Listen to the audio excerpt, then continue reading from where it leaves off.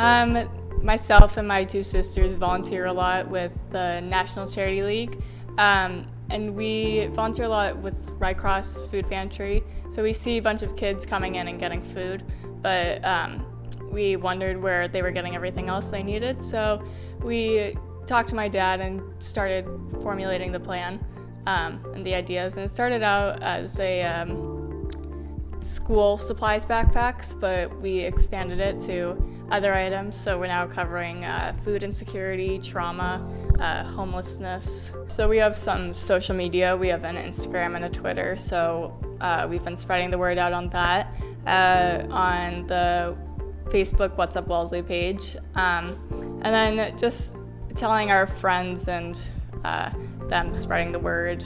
It's just kind of gotten out. Right, when one thinks about Wellesley, you usually think wealthy, but in reality there are a lot of kids who aren't as fortunate as one may think, and we just don't realize it. A lot of kids, actually their food source is from the schools providing them lunches. So there are a lot of kids that need support in Wellesley that we just don't know. People are dropping off school supplies at this site. We've gotten a lot of deliveries to our home, but people can just come in Wednesdays and Saturdays from 10 to 2 to drop off any school supplies. We can either deliver it directly to the kids if that's what they prefer, or we will deliver the backpacks to companies that we're working with, our community partners, and they will hand them out to the kids. Right now we're partnered with the Wellesley Housing.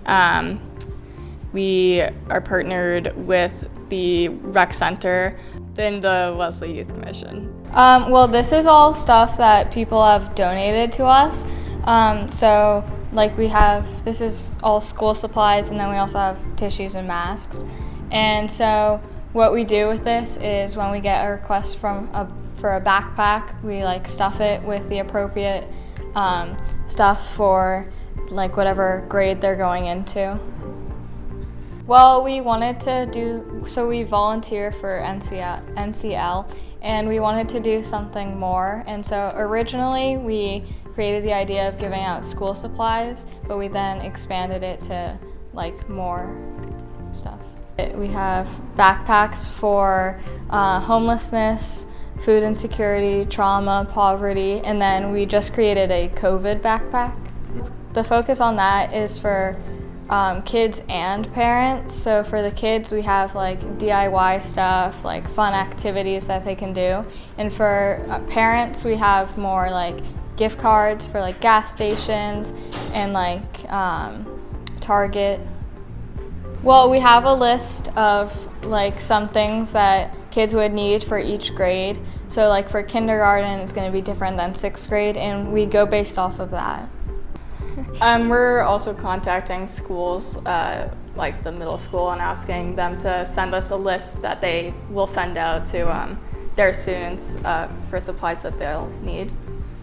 What we do is somebody will bring in a donation. They usually bring it in a box, and then we take their name and their email and give them a tax receipt, and then we sort them out, and we have an app on an iPad where we can track how much of each item we've got.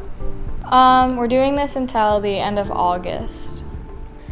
I would say that I mostly handle the regulatory and legal aspects of the organization and try to make connections on behalf of the kids in the organization, and they handle the day-to-day operations. I'm super excited about what they're doing and how they're trying to help the community, and the community response to their efforts has just been phenomenal. So I have been involved in different charitable organizations, and I've done some work with nonprofits in the past. But my wife Kathy, who's unable to be here with us today, has had the girls volunteering since a very, very early age, and they continue to do so with other organizations now. I would say that in addition to this current school supply drive, which is their first community-wide initiative, we do have, as Grace mentioned earlier, a commitment to preparing COVID backpacks for children and families. We're going to have a children's book drive in the fall, And we've already received about 1,000 books from Candlewick Press in Somerville to kickstart that initiative. And then we'll be doing a holiday gift drive toward the holiday season. And so we appreciate the support of the community for those efforts too.